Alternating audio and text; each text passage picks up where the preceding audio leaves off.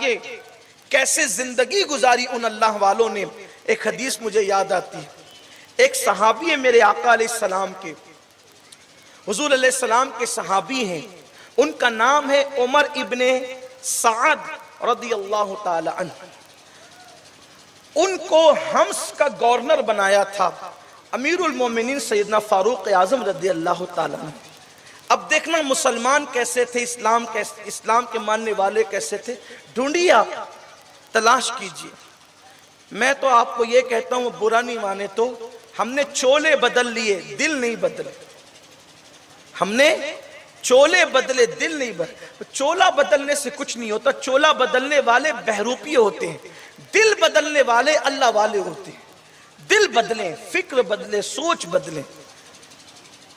عمر بن سعد رضی اللہ تعالیٰ کو حمص کا گورنر بنائے. گورنر مطلب کیا؟ پورے شہر کا سب سے بڑا سیاسی لیڈر.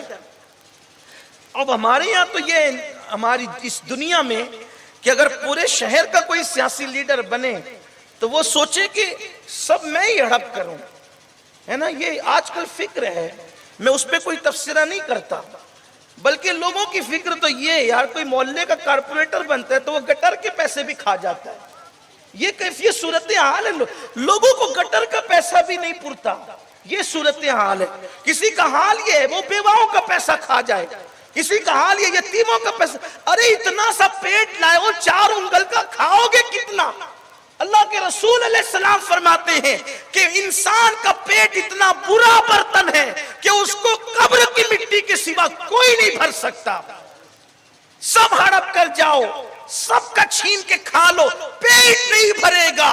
دوپہر کو کھایا شام کو پھر خالی ہوگا، شام کو کھایا پھر صبح خالی ہوگا. اس کو پیٹ کی مٹی، اس کو قبر کی مٹی کے سوا کوئی نہیں بھر سکتا. دیکھو آج کل تو آپ نے محلے کا بڑا بنایا، اس نے بھی لٹیا ڈبوئی.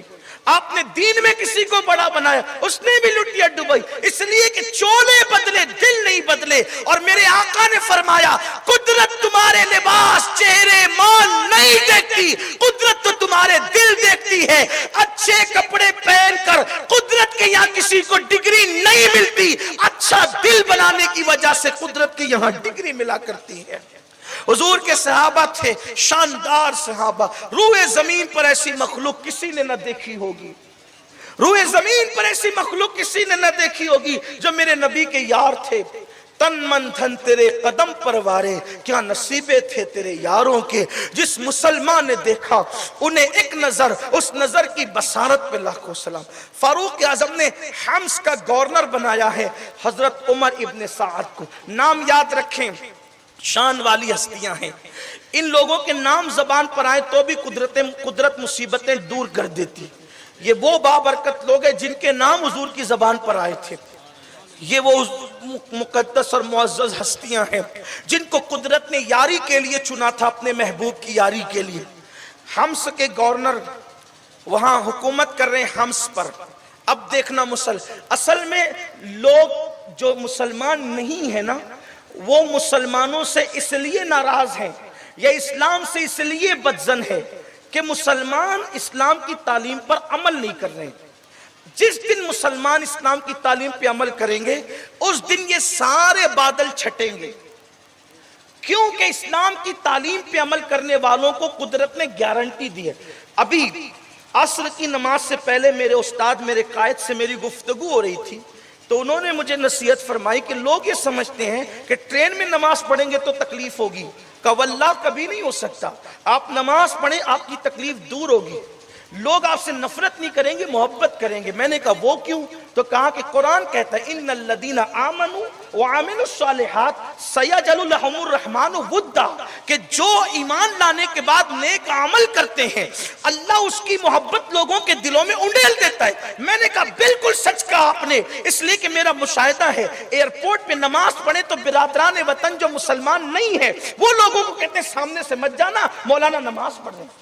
فلاں نماز پڑھے، تو دین پہ تم نے عمل نہیں کیا، اس لیے تم سے نفرت ہو رہی ہے۔ تم آؤ قرآن کی طرف، صاحب قرآن کی طرف۔ نفرت کے یہ جو بادل آئے ہیں نا، یہ ہتھیاروں سے نہیں چھٹنے والے، اور بڑھیں گے، ڈنڈوں سے نہیں چھٹنے والے، اور بڑھیں گے۔ قرآن اور سنت کی طرف آؤ، قرآن اور صاحب قرآن کی طرف آؤ، قرآن پر عمل کرتے جاؤ، ہر بندہ تم سے محبت کرنے پہ مجبور ہوتا چلا جائے گا۔ حالات تبدیل ہوں گے۔ کیسے تبدیل؟ اب قرآن نے کہہ دیا، اب اس سے بڑی دلیل میں کس کی لاؤں؟ جب قرآن کہتا ہے کہ محبت انڈیل دی جائے گی جس نے نیک عمل کیا ایمان لانے کے بعد۔ نیک عمل ہے کہاں سے؟ یہاں تو ٹرینوں میں سفر کرتے تو تاش کے پتے کھیلتے، بھنکس کرتے ہیں، ٹرینوں میں ہو لپاڑ کرتے ہیں، گندی فلمیں دیکھتے ہیں، ناچ گانے دیکھتے ہیں۔ یہ مسلمانوں کا سفر ہے، یہ حالت ہے۔ بہرحال تو سید عمر بن سعد رضی اللہ تعالی عنہ کو فاروق اعظم نے خط لکھا، حمص کے گورنر کو، جتنی جلدی ہو سکے سارا ساز و سامان سمیٹو اور جلدی سے مدینہ منورہ آؤ اور مجھے حساب دو تمہارے پاس کیا کیا ہے۔ چند ہی دنوں میں حمص کا گورنر اس حالت میں اپنے گھر جانے سے پہلے امیر المومنین کے پاس حاضر ہوتا ہے کہ ہاتھ میں ایک عصا ہے، ایک کٹورا ہے اور ایک کوزہ ہے۔ بس 3 چیزیں لے کر حمص کا گورنر امیر المومنین کے پاس پہنچتا ہے۔ پھٹے پرانے کپڑے، حمص کے گورنر کے پاس پھٹے پرانے کپڑا ہی نہیں ہے پہننے کے لیے جو شان و شوکت اور زرق برق کے ساتھ پہن سکے۔ کھڑے ہوئے آنکھ میں آنسو تھے۔ آ گئے آپ؟ ہاں آ گیا میں۔ کہا کہ یہ حالت ہے آپ کی، حمص کی گورنری کر کے آپ نے کچھ کمایا نہیں، کچھ جمایا نہیں؟ کہا اللہ کی عزت کی قسم سارا اثاثہ لے کر میں آیا ہوں۔ کہا یہ 3 ہی چیزیں آپ کے پاس ہیں؟ کیا میرے نبی کے یار تھے؟ ابن سعد نے کہا، حضرت عمر ابن سعد نے کہا کہ یہ عصا میری ضرورت ہے، پانی کٹورے سے پیتا ہوں، کوزے میں پانی رکھتا ہوں، کٹورے میں کھانا کھاتا ہوں، کوزے میں پانی رکھتا ہوں، کھانے پینے اور راستے کے لیے بس اتنا ہی، سفر کے لیے میرے لیے چیز کافی ہے، اس سے زیادہ میں کیا کروں؟ تب عمر ابن خطاب نے کہا کیا اتنے بڑے شہر حمص میں کوئی مخیر نہ تھا، کوئی خرچ کرنے والا نہ تھا جو تم پہ خرچ کرتا، تمہیں کپڑے دیتا، تمہیں لباس دیتا، تمہیں ضرورت کی چیزیں دیتا؟ کہا امیر المومنین یہ چھوڑ دیجئے۔ فاروق اعظم نے کہا ٹھیک ہے، اہل حمص نے تمہاری قدر نہیں کی۔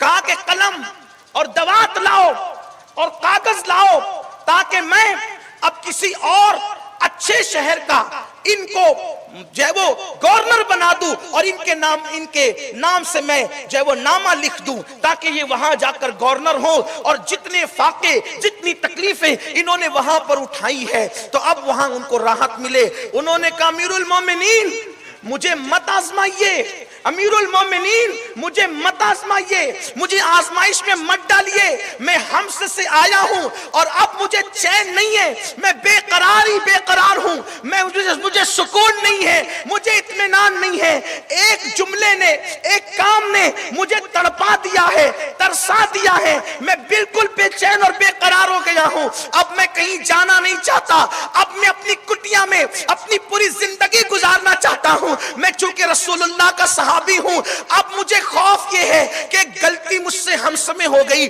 ایک گناہ مجھ سے حمص میں ہو گیا، میں ڈر رہا ہوں اللہ مجھے اس کے پکڑ لے گا، میری پکڑ کر لے گا، میں اللہ کو منہ کیا دکھاؤں گا، رب کی بارگاہ میں کیا حاضری دوں گا، اللہ کی عدالت میں کھڑا رہوں گا تو قدرت میرے لیے کیا فیصلہ کرے گی؟ مجھ سے بہت بڑا گناہ ہو گیا ہے امیر المومنین، اس لیے اب میں کہیں کا گورنر بننا نہیں چاہتا، اب میں گوش عافیت میں گمنامی کی زندگی گزار کر کے بس رسول اللہ سے اور اپنے رفیق حقیقی سے ملنا چاہتا ہوں۔ اب سنو یہاں سے لے کے وہاں تک ہر مسلمان، میری مائیں اور بہنیں بھی دل کے کانوں سے سنے، حمص کا گورنر اب کہیں گورنر بننا نہیں چاہتا اور یہ کہتا ہے کہ مجھ سے اتنا بڑا گناہ ہو گیا ہے کہ میں اللہ کو منہ کیا دکھاؤں گا، رب کی عدالت میں کیسے کھڑا رہوں گا۔ امیر المومنین فاروق اعظم نے پوچھا اے صحابی رسول آپ سے کیا گناہ ہو گیا، وہ گناہ تو بتاؤ۔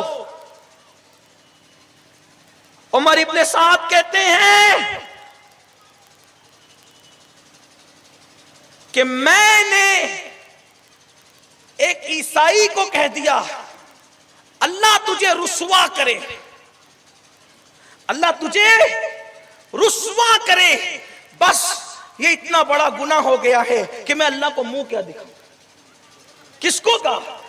مسلمان کو نہیں، عیسائی کو کہا اللہ تجھے رسوا کرے، اس لیے اب میں ڈر رہا ہوں کہ اللہ کو منہ کیا دکھاؤں گا۔ مسلمانوں سوچو، یہ رسول اللہ کے صحابہ ہے، اللہ سے ڈرنے والوں کی یہ شان ہے کہ عیسائی کو، ایک کافر کو کہہ دیا اللہ تجھے رسوا کرے، تو اتنا خوف ہے کہ اللہ کو منہ کیا دکھاؤں گا۔ یہاں تو خود کی بیوی کو ماں بہن کی گالیاں دیتے ہیں، خود کے بچوں کو ماں بہن کی گالیاں دیتے ہیں۔ مسلمان ہو تم، عیسائی کو صحابی کہہ رہے ہیں اللہ تجھے رسوا کرے اس کی غلطی پر، تو آنکھ میں آنسو، اتنی ندامت، اتنی شرمندگی ہے۔ یہاں پر باپ کو بڈھا، ماں کو بڈھی، یہاں تک کہ حالات ہیں، بولو اللہ کو منہ کیا دکھاؤ گے؟ وہ مسلمان جو تھے، جو قرآن پہ عمل کرنے والے تھے، وہ تو قبروں میں سو گئے، وہ تو قبروں میں سو گئے، اسلام کتابوں میں مقید ہو گیا، اور اب صرف ٹوپیاں پہن کر اور گوشت کھا کر مسلمانی کا ٹائٹل لے کر کے پھر رہے ہیں۔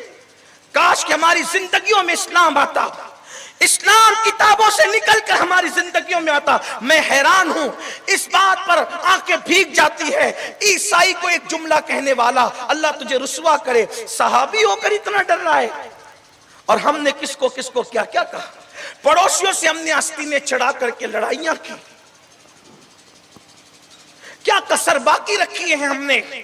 میری قوم کے جوان صرف یہ ہے کہ کسی کی بائک اور کسی کی بائک آپس میں ٹکرا جائے تو وہیں ماں بہن کی شروع ہوتی، تو نے کیوں ٹکرایا، تو نے کیوں ٹکرایا۔ جانتا ہوں بہت طاقتور ہو، بہت طاقتور ہونا، بہت طاقتور ہونا یہ نامردی ہے کہ کسی پر آستین چڑھانا نامردی ہے۔ مردان کی کیا ہے؟ میرے نبی نے صحابہ سے پوچھا تھا، اے میرے صحابہ یہ بتاؤ سب سے بڑا طاقتور کون ہے؟ سب سے بڑا طاقتور کون ہے؟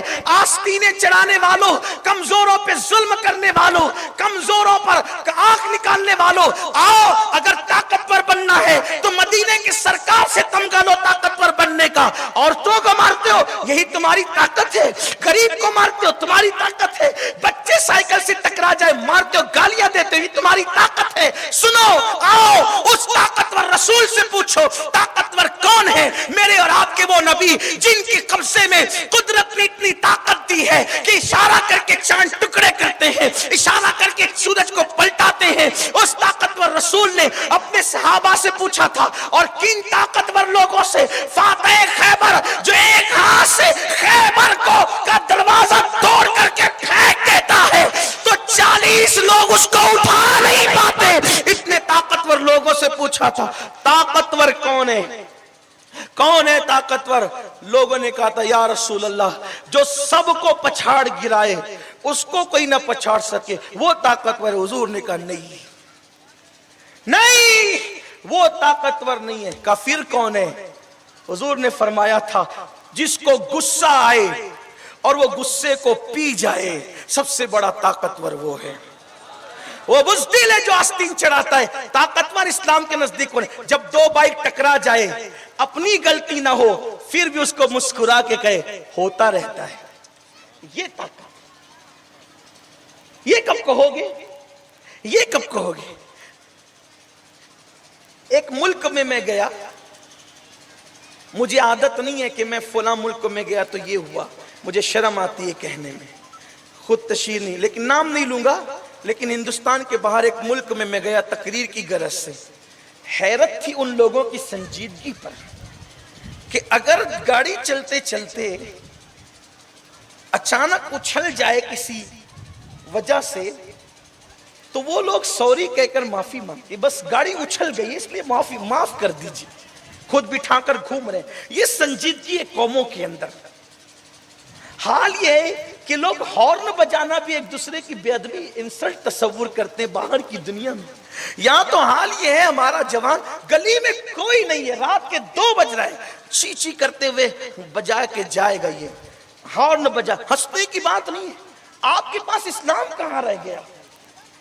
کتنا اسلام پہ بجا کر جا رہے ہو. کیوں بھائی؟ رات کے 2 بجے لوگوں کو سونے کا آپ کو خیال نہیں ہے. ہمارے اور آپ کے نبی نے تو ہمیں پابند کیا کہ مریضوں کے خیال سے، سونے والوں کے خیال سے بلند آواز سے قرآن کی تلاوت مت کیا کرو. جس مذہب نے یہ کہہ دیا کہ بیمار اور سونے والے کے پاس تم زور سے تلاوت مت کیا کرو، کہیں تمہاری تلاوت سے اس کی نیند میں خلل واقع نہ ہو. جس مذہب کی سنجیدگی کا یہ عالم ہے، تعلیم کا یہ عالم ہے، اس مذہب کے ماننے والے بجاتے ہوئے کسی کی نیند کا خیال نہیں، کسی کے بیمار کا خیال نہیں. تمہاری یہاں شادیاں ہیں، ڈی جے بجا رہے ہو، خوب ہنگامہ ہو رہا ہے، وہ دھپ دھپ کی آواز کسی کے ہارٹ اٹیک کا ذریعہ بن سکتی ہے، کسی کی موت کا ذریعہ بن سکتی ہے، کسی بیمار کی نیند کے خلل کا ذریعہ بن سکتی ہے.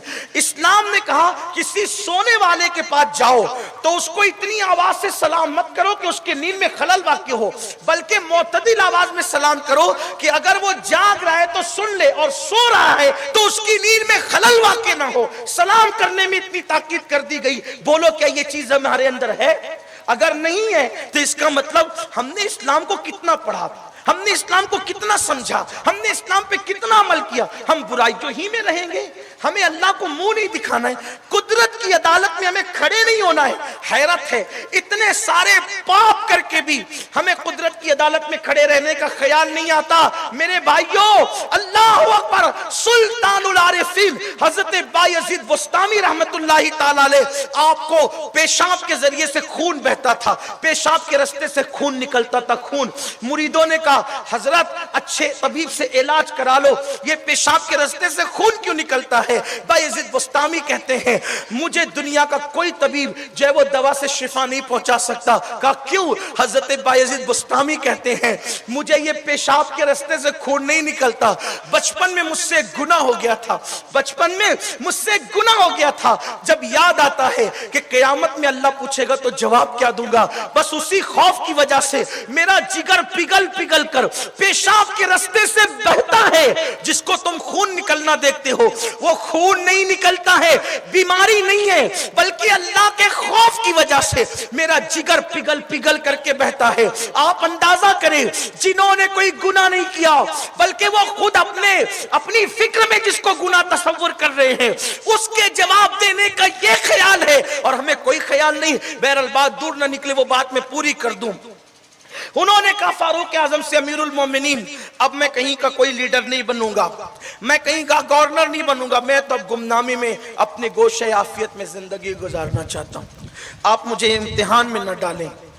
چلے گئے سیدنا فاروق اعظم رضی اللہ تعالی نے ایک آدمی کو، اس لیے کہ وہ عمر تھے، وہاں اتنی جلدی سے کوئی تقوی کی سند لے بھی نہیں سکتا تھا نا، وہ تو فاروق اعظم تھے. ایک آدمی کو پیچھے لگا دیا کہ یہ 100 دینار لے کر کے جا، سکے، سونے کے سکے 100 دینار، اور جا کے ذرا دیکھ تو صحیح معنی میں جب تقوی کی بات واقعی دیکھنا تو پھر ان کو تحفے میں دے دینا.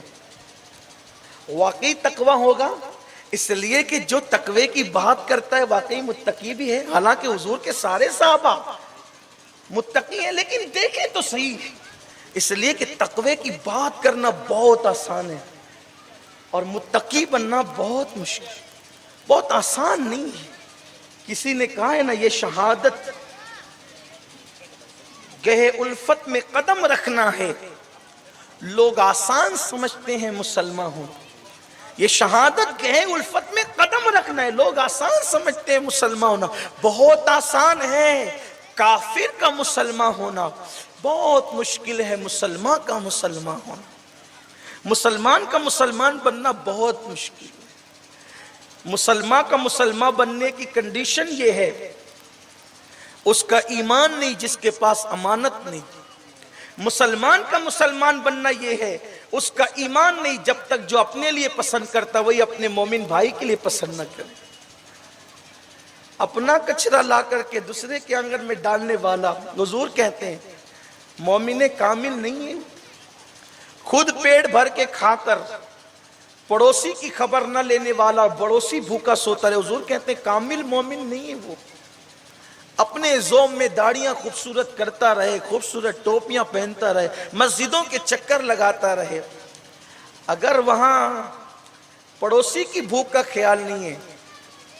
हुजूर कहते वो कामिल जो पेट भर के सोए, पड़ोसी भूखा सोए। आज तुम समझते हैं ना कि हमारा पेट भरा है तो सबका पेट भरा है। अपने बेटे की बारात में जितने पटाखे तुम फोड़ते हो, उसमें किसी एक गरीब के स्कूल की फीस भरी जा सकती है। कभी नहीं सोचा ये, कभी नहीं। शादी और वलीमे के मौके पे आपकी बेटियां, बहनें और बीवियां जितने का पाउडर और लाली इस्तेमाल करती है, वो अगर किसी बेवा की झोली में चला जाए तो बेवा अपनी किसी बेटी को एक दुपट्टा उस पर डाल सकती है सर पर। वैसे भी हमारे मजहब में लाली और पाउडर का तसव्वुर क्या है? चेहरे पे पाउडर लगाया तो आधे घंटे से ज्यादा उसका असर नहीं होगा।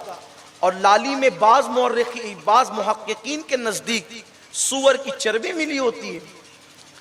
हमारी बहनों पर भी मुझे ताज्जुब है, सूअर देखेंगी तो मुंह को दुपट्टा लगाएगी और मुंह टेढ़ा करेगी जैसे कि किसी ने कड़वाहट चबा दी उसके मुंह में, और सूअर की चर्बी लगा करके वलीमे का खाना खाने जा रही है। तो ये सूअर की चर्बी जो तेरे मुंह के लुकमे के साथ और पानी के साथ तेरे मुंह में जा रही है, तो तू सूअर की चर्बी खा रही है। शर्म नहीं है इसका, एहसास नहीं है इसका। न मर्द मना करे, न भाई मना करे, न बेटा मना करे, कौन रोकने वाला है? कौन टोकने वाला है? अल्लाह के रसूल अलैहिस्सलाम ने फरमाया मोमिन की शान ये, वो बुराई को देखे तो पहली कंडीशन, पहली शान मोमिन की ये है कि वो ताकत से रोक सकता हो तो ताकत से रोके, ताकत से नहीं रोक सकता हो जबान से रोके, जबान से नहीं रोक सकता हो, इतने भी काबिल नहीं है तो कहा कि वो दिल में बुरा जाने, और दिल में बुरा जानना ये कमजोर ईमान की अलामत है। यानी गुनाह को देखकर दिल में बुरा जानना ये कमजोर ईमान की अलामत है। और जो दिल में बुरा भी नहीं जानते वो अपने ईमान की खैर ही बनाए। मोमिन की शान है कि बुराई को देखे तो चीख पड़े, इज्जत और जिल्लत की कोई फिक्र नहीं करे, उठ के खड़ा हो जाए, बुराई हो क्यों रही है, अच्छे से बुराई को दूर करे, ताकत से दूर करे। लेकिन ये कहां रह गया? मैं अपनी बहनों को भी पैगाम देता हूं, माँ और बहनों को, ये जो बाज लोगों ने कह दिया कि, और बात समझ में भी आती है, मुहक्किकीन ने जो कहा ना, मैंने उसकी पूरी तहकीक पढ़ी, जिस मुहक्किक ने लिखा। वैसे मैं जल्दी से जो वो इन बातों पे यकीन नहीं करता, लेकिन कुछ तहकीक भी होती है। व्हाट्सएप पे अगर कोई डाल देना कि वो बिस्किट में फला चीज मिली है तो हम नहीं मानते, इसलिए कि किसी चीज की के हराम होने के लिए दलील कतई की जरूरत है। अखबारी खबरों से कोई चीज थोड़ी हराम होती है। लेकिन उस मुहक्किक ने ये लिखा कि दूसरे, क्योंकि इंसान का की जो हरारत है वो 37 दर्जा सेंटीग्रेड है ना, इंसान के जिस्म की हरारत जो है। तो अगर बकरी या गाय या मुर्गी वगैरह की जो चर्बी, अगर मुर्गी की तो चर्बी कितनी होगी, लेकिन अगर ये चर्बी उसमें डाली जाए तो, और वो सुर्खी होंठ पे लगाई जाए तो वो गर्मी की वजह से पिघल पिघल कर टपकेगी। वो जो हलाल जानवर उसकी चर्बी नरम होती है। सूअर की चर्बी सख्त होती है कि लगने के बाद वो पिघलती नहीं, यानी टपकती नहीं। इसीलिए बाज मुहक्किकीन ने कहा है, मैं बाज की बात कर रहा हूँ, कैद लगा रहा हूँ, जिनको मैंने पढ़ा है, तो कम से कम बहनों को इससे बचना तो चाहिए। चलें, अगर मुमकिन है ये तहकीक आपके नजदीक डाउटफुल हो तो मशकूक तो है ना, हराम न सही मशकूक है, उससे बचो। और अगर वो वाकई सूअर की चर्बी उसमें मिली है तो आपके पेट में जाएगी, तो वही बच्चे के शिकम में आएगी ना वो, तो आपका बच्चा फिर अल्लाह वाला कैसे होगा, नेक कैसे होगा, परहेजगार कैसे होगा? बच्चे सिर्फ तकरीर सुन के थोड़ी नेक बनते हैं, उसमें कुछ माँ बाप का भी रोल होता है, माँ बाप का भी अंदाज होता है। तो बात समेटते हुए अर्ज करूं कि फारूक आजम ने कहा 100 दीनार लेकर जा, सोने के सिक्के, और देखना कि परहेजगारी है तो दे देना। ये शख्स गया, अमीरुल मोमिनीन फारूक आजम का नुमाइंदा, 3 दिन तक उनके पीछे लगा और 3 रात तक। वो कहता है कि मैंने उस सहाबी को देखा कि वो दिन को रोजा रखते थे और रात भर नफिल पढ़ते थे, और इफ्तार इस शान से करते थे कि जौ की रोटी में जैतून का तेल लगाकर एक रोटी, बस वही कुल उनकी गिज़ा थी। जब 3 दिन तक मुसलसल मैंने उनको देखा, और रात इस शान से गुजरती थी कि जब रात का आखिरी पहर आता तो वो अपनी अल्लाह की बारगाह में आंसुओं की सौगात पेश करके कहते थे, अल्लाह میری مغفرت فرما، میری بخشش فرما، اور قیامت کے دن میں تجھے کیا منہ دکھاؤں مولا، میں تو تیرا مجرم ہوں۔ حالانکہ وہ اللہ والے تھے۔ اس شان سے ان کی رات گزرتی اور ٹپ ٹپ ان کے آنسو زمین پہ گرتے ہوئے سنائی دیتے۔ یہ ان کی کیفیت تھی، یہ ان کی حالت تھی۔ تو اس شخص نے 3 دن گزرنے کے بعد 100 سونے کے سکے دینار ان کے ہاتھ میں دیے، کہا یہ امیر المومنین نے آپ کو تحفے میں دیا ہے، یہ امیر المومنین نے آپ کو تحفے میں دیا ہے۔ انہوں نے کیا کیا پتہ ہے؟ صرف 5 سکے اپنے پاس رکھے اور 95 سکے سب مدینے کے غریبوں میں تقسیم کر دیے، اور کہتے ہیں اس نمائندے سے اب میرے پاس مت آنا اللہ کے لیے، اور کہتے ہیں مجھے آزمایا گیا پیسے دے کر، مجھے پیسے دے کر آزمایا گیا، حالانکہ میں رسول اللہ کا صحابی ہوں، حالانکہ میں رسول اللہ کا صحابی ہوں اور مجھے پیسے دے کر آزمایا گیا۔ یہ کہتے ہیں اور پھر دعا کرتے ہیں اے اللہ کاش میری تمنا یہ ہے کہ اب امیر المومنین سے کبھی میری ملاقات نہ ہو، میرا ان کا کبھی سامنا نہ ہو، اس ڈر سے کہ مجھے پھر کہیں کا گورنر نہ بنا دے، میرا ان کا سامنا نہ ہو۔ لیکن ایک مقام پر امیر المومنین سے سامنا ہو ہی گیا، ایک مقام پر سامنا ہو ہی گیا۔ فاروق اعظم نے پوچھا بھائی وہ 100 سکے مل گئے، سونے کے دینار مل گئے؟ کہاں مل گئے؟ کیا کیا آپ نے؟ سبحان اللہ، جواب سنیں، جواب سنیں۔ کہا کہ وہ 100 دینار میں نے دیا، کہاں خرچ کیا؟ کیا کیا اس کا؟ یہاں تو تھوڑی سی دولت ملی، عیاشیوں کے اڈے، گناہ کے اڈے، بڑی باتیں، تکبر کی باتیں، گھمنڈ کی باتیں۔ حال یہ تھا کہ اوجڑی کھا کر دن گزارتا تھا۔ کیا 24 نم کا کھاتا ہو گیا تو کہتا اپنے کو بڑے کا نہیں چلتا۔ یہ حالت ہے، یہ حالت ہے، یہ لوگوں کی کیفیت۔ اللہ کو بڑی باتیں پسند نہیں ہیں، اللہ کو بڑی باتیں پسند نہیں ہے۔ ہم کھچڑی نہیں کھاتے، یہ نہیں کھاتے۔ ارے 5 سال پہلے تو پتا تھا کہ تیری غذا کیا ہے۔ اللہ کو کبھی مت بھولو، اپنے پچھلے دن کبھی مت بھولو، اللہ کو بھول کے کبھی بات مت کرو، اس لیے کہ اللہ رب العزت نے جو ستری چیزیں، حلال چیزیں بنائی ہے اس سے کبھی نفرت کا اظہار نہ کرو۔ اگر کسی بیماری کی وجہ سے کسی غذا سے بچنا پڑے تو بہت احتیاط کے ساتھ کہہ دیا کرو مجھے یہ نہیں بلکہ یہ کھلا دیا جائے، لیکن تکبر کی بات کبھی مت کرو، گھمنڈ کی بات کبھی مت کرو۔ اللہ نے تکبر کو اپنے لیے خاص کر رکھا ہے۔ اللہ فرماتا ہے کہ جو تکبر کرتا ہے، تکبر میری چادر ہے، تکبر میری چادر ہے، بڑائی میرا تیبن ہے، جو اس کو چھیننے کی کوشش کرتا ہے میں اس کے دانت توڑ دیتا ہوں، یعنی اس کو تباہ کر دیتا ہوں۔ اس لیے حالت یہ بھائی، لوگ کھڑے نہیں کرتے تھے چوکھٹ پہ، تھوڑے سی پیسے کے آگے کہا میں زمین پہ نہیں بیٹھ سکتا سید صاحب۔ یہ حالت ہے۔ مولا کائنات کہتے ہیں زمین پہ بیٹھا کرو، اس لیے کہ جو اوپر بیٹھتا ہے اس کے گرنے کا خوف ہوتا ہے، جو زمین پہ بیٹھتا ہے اس کو کبھی گرایا نہیں جا سکتا۔ اللہ کے رسول علیہ السلام کو صحابہ نے کہا یا رسول اللہ ہم آپ کے لیے کوئی اونچی مسند بنا دیں تاکہ آنے والے آپ کو پہچان لیا کریں۔ حضور نے کہا اس کی ضرورت نہیں ہے، میں بندہ ہوں اور بندوں جیسی زندگی گزارنا مجھے پسند ہے۔ حضور علیہ السلام کی شان یہ تھی۔ تو بہرحال سیدنا فاروق اعظم نے کہا وہ 100 سکے دیے تھے، کیا کیا؟ کیا سچے سچے لوگ تھے۔